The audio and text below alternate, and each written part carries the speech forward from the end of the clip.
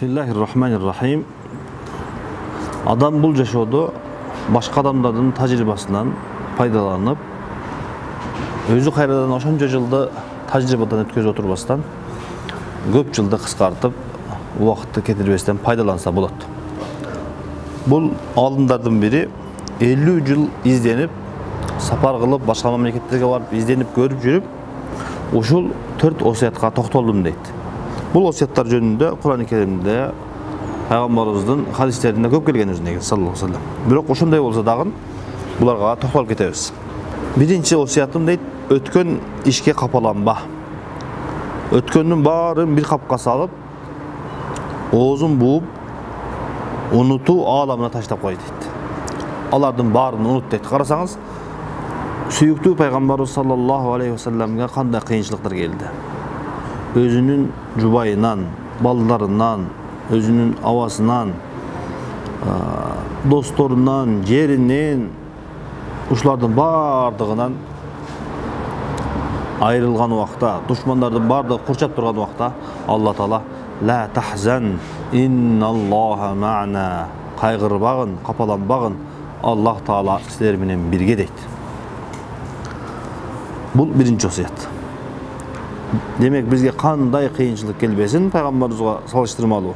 Алардын баарында эгерде биз Алла Тааланын айтканын кылып, Алла Таала менен бирге болгон болсок, сөзсүз түрдө ал кыйынчылыкты жеңип, биз ийгиликке жетебиз.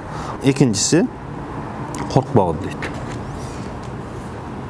Келечектен коркпогон дейт. Инсандын рызкысыны, ден соолугуну, жашоосуну Алла Таалам өз кепилдигине алган. Эч ким бирөөгө жазылган рызкыны, бирөөгө жазылган өмүрдү кыскартып же рызкыны көбөйтүп жибере албайт. Эч качан коркпойт келечектен. Келечекте бала чакам эмне болот, өзүм эмне болот деп коркпостон ар дайым Алла Таалага тобокел кылып жашайт. Ошон үчүн хадистерде келгендей, эгерде силер чымчык сыяктуу, чымчык сымал эрте менен чыкканыңарда тобокел кылып чыксаңар дейт. Ошол чымчыктар үйүнө кечинде кандай эрте менен тобокел кылып чыгып, кечинде кандай тоюп кайтса, силерге дагы Алла Тааланын рызкысы, берешендиги ошондой жетип турат дейт. Ал эми үчүнчүсү ачууланба. Пайгамбарыбыз саллаллаху алейхи ва салламга бир сахаба келип айтат: "О Алла Тааланын элчиси, мага осуят кылың" дейт. Пайгамбарыбыз саллаллаху алейхи ва саллам айтат: "Ла тагдаб", ачууланбагын дейт. Дагы бир жолу сурайт. Анда дагы ачууланба деп сурайт. Айтат. Үчүнчүсүндө дагы кайра келип айтканда ачууланба дейт. Эмнеге ачуулануу эмне кылат? Ачуулануу аклагыңды жана адамдар менен болгон мамилеңди бузат. Жакшы иш аракетиңди жоготот. Күнөөлөрүңдү көбөйтөт. Жамандыктын башаты көбүнчө ачуулануудан башталат дейт. Андыктан улуу сүйүктүү тарбиячы пайгамбарыбыз саллаллаху алейхи ва салламдын ушул хадисине амал кылып, баарыбыз ачуубузду басканга үйрөнөлүк. Ал эми төртүнчүсү кейбе. Алланын тагдырына нааразы болбогон дейт.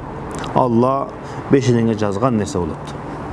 Кайсы рызкы, кайсы үй бүлө, кайсы бала чака, кайсы байлык пешенеңе жазылса, ошол нерсе болот.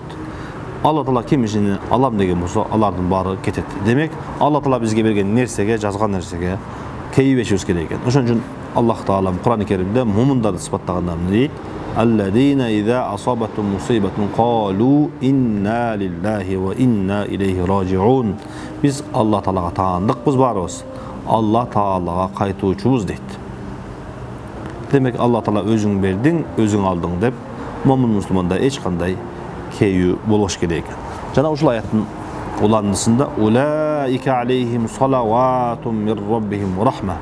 Алла Тааладан ал адамдарга, сабыр кылгандарга, биз Алланыкыбыз, Аллага таандыкпыз, Алла Таала өзүң бердиң, өзүң алдык деген адамдар үчүн Алла Тааланын ырайымы, кечирими, берешендиги бар дейт. Аллах Таала баарыбызды ушул өзүнүн ырайымынан алыстатпасын.